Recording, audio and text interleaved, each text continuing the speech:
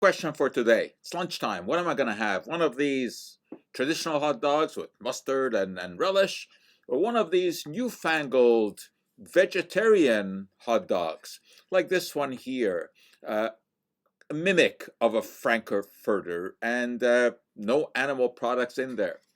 Well, of course, if we're going to make a decision on this, there are two issues to consider.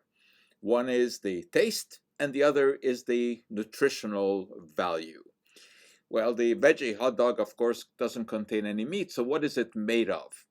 If you look at the list of ingredients, its main ingredient is wheat gluten, which is a type of protein. You got safflower oil in there, you got some palm oil, you have yeast extract and barley malt and pea protein and a lot of tomato paste.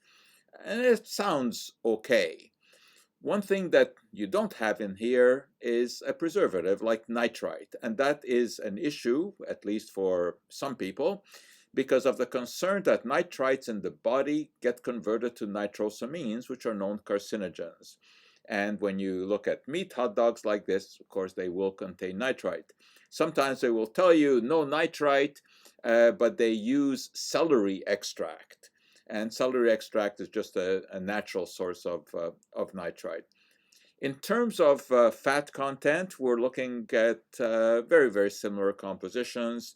Um, it's a significant amount of fat for such a small piece of meat or vegetarian stuff. But the real concern is sodium content. And that's the issue with many of the preserved luncheon meats and with hot dogs. The sodium content is very comparable.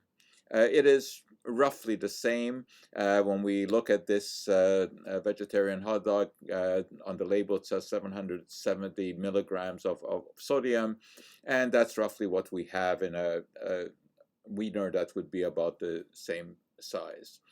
There's sugar in here, about 3 grams, which you don't have in here. The protein content is higher. Yes, it is. More protein in here, mostly from the gluten. But the bottom line is that in terms of nutrition, there is really no significant difference here. Neither of these is really a great source of nutrition because of the high sodium content. Now, what about taste? I know pretty well what a regular hot dog tastes like. And I know it tastes best when you put a hockey game or a baseball game in front of it. But what about this? Well, you're going to see a live experiment here because truth is I've not tasted this particular vegetarian version before. So here we go. Hmm.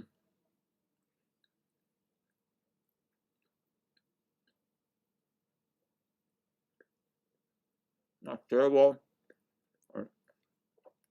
Tastes a bit like sawdust. Sticks around in your mouth.